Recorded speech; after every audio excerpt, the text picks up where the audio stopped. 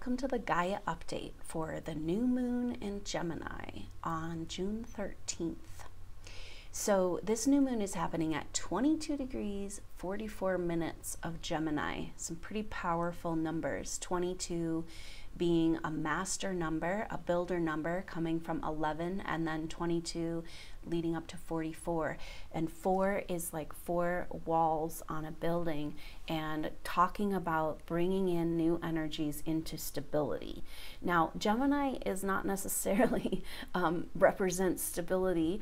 It's an air sign, and it's about conceptual reality and ruled by Mercury. So really potent energy because Mercury is in Gemini for this new moon. So the sun and the moon and Mercury all in Gemini for this new moon. So we're having a lot of Gemini energy. So the deal with Gemini is that Gemini wants to understand what's going on. Gemini has a desire for a conceptual reality, to be able to make sense, to speak about it, to read about it, to write about it. And so there's a lot of clarity that can come for this Gemini new moon. A lot of social activity. Gemini is very social, very flirtatious, very interested in connecting on an intellectual level through words and ideas. So it's really great because we've been having this really long spring of some very beautiful energy, but a lot of aspects in watery energy and this Grand Water Trine that's been going on. And so now we're coming into a place where we can start to understand a little bit more about what's going on. So on the 6th of June, Mercury and the Sun come together for a conjunction. And so that kind of sets the tone for this new moon, that we are talking about Mercury coming home to Gemini and about coming to some sort of grasping conceptual reality. So the stability, Gemini is an air sign and it's mutable, so it's kind of like, oh, here, there, and everywhere. But where Gemini wants stability and where they find stability is an intellectual understanding of a perception of what's going on. So there's great energy for a new perspective and kind of a grounding out in the way we see things, and coming out of this kind of very watery and very Neptune activated time, because leading up to this new moon, the Sun and Mercury make a square with Neptune. So this new moon is about clarity of understanding and finding some stability in our perception that can help us move forward into this new age that we're moving into. So this is really highlighted because the main aspect that's happening during this new moon is that Mars is in Aquarius and it's opposite the North Node in Leo. So that means it's hanging out with the South Node of the moon. So Mars is just about to take a retrograde on June 23rd, or somewhere at the end of June, maybe it's the 26th. Mars will take a retrograde, and that means it's going to hang out in hang out in Aquarius for a long time. It will go back into Capricorn even. And so we're having a lot of energies here around Mars being our warrior planet, our forward motion, our let's see some things happen. In the sign of Aquarius, it's about the Aquarian age. Now, Aquarius is also an air sign. It's very conceptual. It's very like, it wants to see the bigger picture. It wants to widen the horizons, and it wants to kind of get some out there information and see different points of view. Both Gemini and Aquarius really like to kind of see different points of view. And so it's kind of out here energy. We're like being asked to rearrange our perception around as a way of moving forward, you know? And so Mars retrograde is saying, how do we move forward into the Aquarian age? What needs to change in our perception in order to do that? So this is potent because Mars is in that Aquarius, but it's hanging out right there with the South Node of the moon. And the South Node of the moon is this past karma. So this is exact for quite a while. Mars opposite the North Node and hanging out with the South Node exact for close to a week or something. And so we're really feeling this energy all June. And Mars being our main action planet, about to take a retrograde, hanging out with the nodes, but it's going to go back over the nodes in its retrograde. So it's really huge messages here, but let's talk about it. So Mars, the warrior, wants to move forward into the new age, new perception, new realities, new technology, new ways of communicating and building our society. And so it's hanging out with the South Node in Aquarius. So this is speaking about mistakes or what we missed in the past based on the South Node in Aquarius. And that has to do with technology. And so we're really being asked about, you know, our clarity of perception around the technological way our world is. We've had huge leaps in technology that have just continued beyond what we can even keep up with. You know, we have like space age technology in our smartphone. For our smartphone to work, it's based on quantum technology that has not been disclosed to us. So when we don't know about these technologies, they can easily be used to control us. And that's kind of where we're at right now. We're kind of like, Mars is bringing us into this territory of like having to look at where we went wrong in the Aquarian age before, like losing ourselves, losing our individuality to technology and technological control. And that's where these perceptions come in, because if we have the awareness and the knowledge of that all humanity can know the power of this technology, then it's a lot harder to control us and to keep us in that box of control. And so this is what Mars is speaking to. So what that means is Mars is opposing the North Node of the Moon in Leo.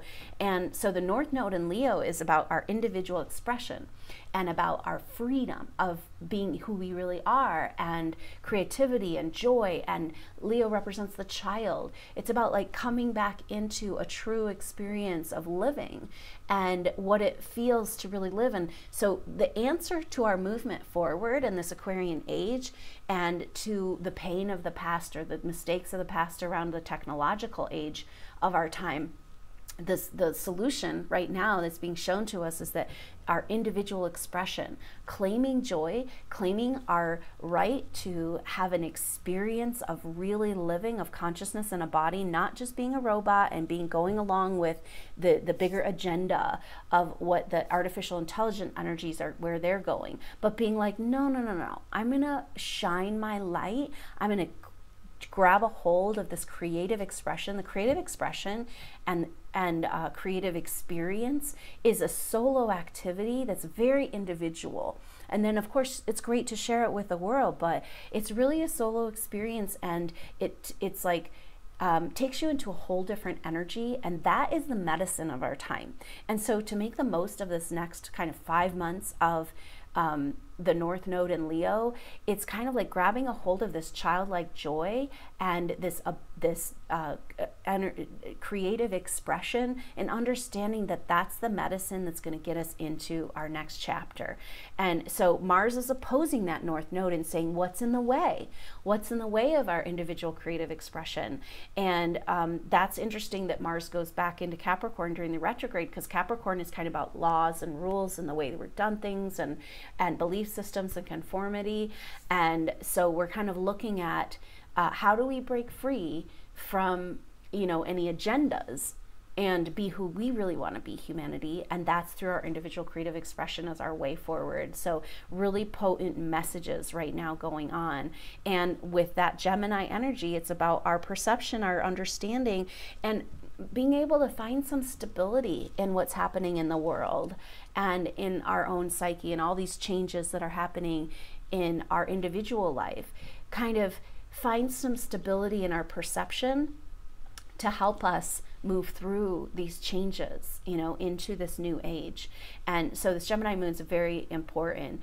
So the other thing that's happening is that there's another beautiful Grand Water Trine. We're still feeling Jupiter and Neptune in trine. They're only 2 degrees apart for this new moon out of that trine. So they're still in a trine. And the cool thing is that Pallas Athene joins them in the in-between of, so Neptune, for this new moon in Gemini, Jupiter will be at 14 degrees, Neptune will be at 16 degrees in their respective signs of where they're at, Scorpio and Pisces. And then Pallas Athene, we just had Venus in Cancer making this grand trine. And now Pallas Athene, the asteroid goddess Pallas Athene, is moving into this location. And so it makes an exact, beautiful grand water trine. And this, we're going to be feeling all the month of June, but really highlighted during this new moon in Gemini. So our conceptual, perceptual understanding shift that we need to have to move forward, our stability we need to find around what's really true and our perspective in this life has to do with what Pallas Athene is bringing to the table in Cancer. Pallas Athene is about diplomatic solutions, talking things through, working things through, nonviolent communication, coming to solutions to avoid war and conflict, but not through conflict, just straight up conflict avoidance, but through actually speaking through. So this Gemini energy is really important. There's a huge energy this month to be able to talk through deep conflicts and issues and come to some resolution. And the key to that is, if this is where you're at in your life, there's some things that need to be worked through that have been kind of avoided for a long time. There's a lot of movement that can go forward through communication and nonviolent communication and really listening to the other person. And the key to all of this is that Pallas is in Cancer, the sign of nurturing and the sign of the earth and the sign of home and safety and security. And so when you can come at people with your truth, coming from a place of love and compassion and creating a safe space, then you can get really far in your negotiations and in your communications and taking things to the next level. So this is a great month to take things to the next level in your relationships and your situations and interpersonal situations, but also collectively. There's a great energy for peace talks and for kind of seeing the other side of the story and being able to compassionately work towards a solution that's good for everyone. So we really need that on the planet right now. And it's kind of a neat energy of having Pallas Athene kind of rules the intellect, and being able to use the intellect and as a weapon rather than our brute force. And so a really beautiful energy with that water with nurturing. It's just like we can nurture and talk our way through these things. And that's where it's kind of a neat combination with all this Gemini and Aquarius, air energy, and then the Grand Water Trine. So a lot of, again, with the water energy, we're going to have a bunch of emotions and stuff come to the surface, but it's things that can be talked through, and there's compassionate support from the universe right now, diplomatic solutions available. It's about talking and seeing our way and loving our way through conflict and being able to see the other side of the story, which could be very, very healing for the planet right now, because we have been kept in this massive place for so long of divide and conquer and keeping us at each other's throats, when the truth of humanity is that underneath it all, we all want the same thing. And we all want to have a world that we can feel good about and that takes care of each other. And so all of this, like, oh, I have to hate everybody who's not exactly like me, that's programming. This is just, you can see the height of this programming coming. It's like a monster. And it's just like, okay, we've run out of things to say, so now we just have to make fun of how the people look, you know. And it's just like, okay, what's going on? Like, why are we so mad at the other team? Because we all come from one consciousness, and so we're one team. And this is a big part of this water energy, this water trine, diplomatic solutions, seeing the other side of the story, working through with compassionate love to have new understandings of what's really going on, and great communication. This Gemini is such a good communicator, and so there's just this great opportunity to communicate our way through conflict in a peaceful and compassionate and harmonious way.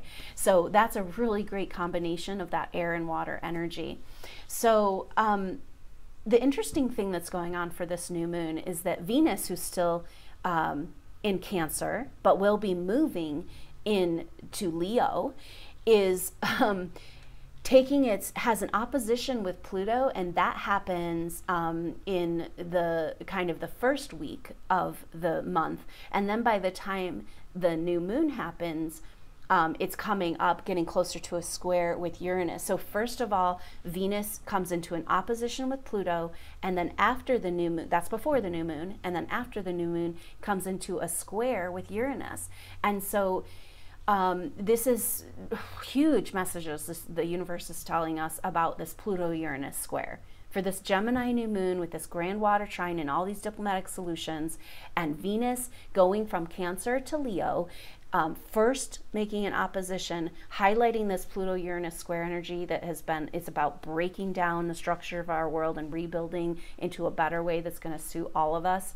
So that is really highlighted with Venus first opposing Pluto before this new moon, and then squaring up with Uranus in fixed signs. So this is really interesting, but that happens after the new moon. But that Pluto-Uranus square that all happened, that was all cardinal signs. Cardinals are instigators, starters, new beginnings, let's carve the way and let's get going. So that Pluto-Uranus square was between Capricorn and Aries, okay?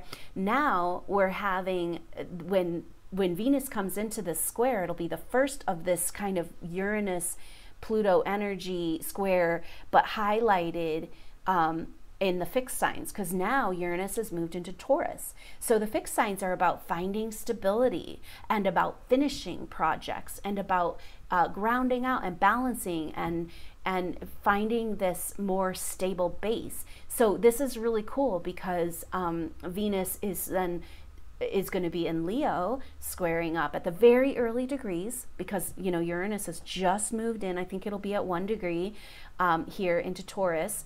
And it's kind of a new, fresh start for this square energy, saying like, okay, we got to find some stability in all this.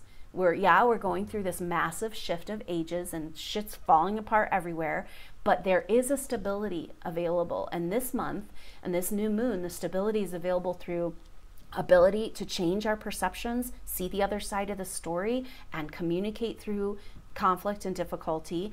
And then Venus is saying in these coming up into moving into the fixed energy, and the square with Uranus is saying that, okay, we're changing and there's massive changes happening, but we can find some stability in this. And so it's a powerful shift from Venus going from Cancer with the first aspect with Pluto and then into Leo. And Venus is our value system and what really matters to us. And so we're exploring the role and value of nurturing in our life and compassion in that Cancer energy, and then the value of shining our light in that Leo energy. And so it's kind of cool because Venus is coming to the charge. It's going to go over that North Node and kind of bring this whole package together, you know. So a lot of energy around the need to change our value system, to value each other, value compassion, value communication, value nonviolence in order to get into the next stage. We cannot stay in division and hate. And it's like, so we've got to like figure that stuff out. And Venus is saying, we got to do this. This is to move into this new place. And so what's coming up after this new moon, we're already going to feel the energy of it, is Mercury coming into an opposition with Saturn. So that's pretty interesting. And then the sun will make that opposition as well. And so that will happen next month when the sun moves into Cancer. But Mercury making this opposition with Saturn is kind of the energy coming out of this new moon. And Mercury is that understanding. And so when Mercury moves into Cancer and then makes this opposition with Saturn in Capricorn and saying, hey, we can understand more about the limitations that have been keeping us from moving forward in the structures of our world. Capricorn represents our financial structures, physical structures, authoritarian structures, and Saturn is a limitation energy. What's in the way? And obstruction energy. And so Mercury wants that new perspective, and it's coming up against the old way of doing things, right? Like Mercury's saying, we got to see it a new way. And Saturn's like, no, this is just the way we've always done things. And so this is the big shift that's happening in this month of June, and this new moon is highlighting it. It's a huge, complete change of perspective available for us. And that is associated, also connected with our change of value system in this world, and valuing the individual and the individual experience and the individual expression as a way to change our world. That actually we don't get to change our world until we can change our value systems and start valuing what really matters. And so we're just coming up against a wall here after that Pluto, 8 years of Pluto-Uranus square, saying we got to change, we got to change. And it's this new energy, that cardinal starting the change. And now we're settling in. We got to get comfortable with the change. We got to allow our mind to change its perspective, see things a new way, see the other side of the story, come out of this derision, come out of this hatred and keeping enemies and all that stuff, when it's like underneath, unless you're a robot, because there are lots of robots on the planet right now that are not actually human, and they're a big part of what's playing out these agendas. But for true humans, we all want the same thing. We want to live in peace, and we want to live in harmony. We want to love each other, and we want to take care of each other, and we want to have a world that doesn't have violence and that does not have pain and struggle. And we can create this, we can do this. That's why we're here.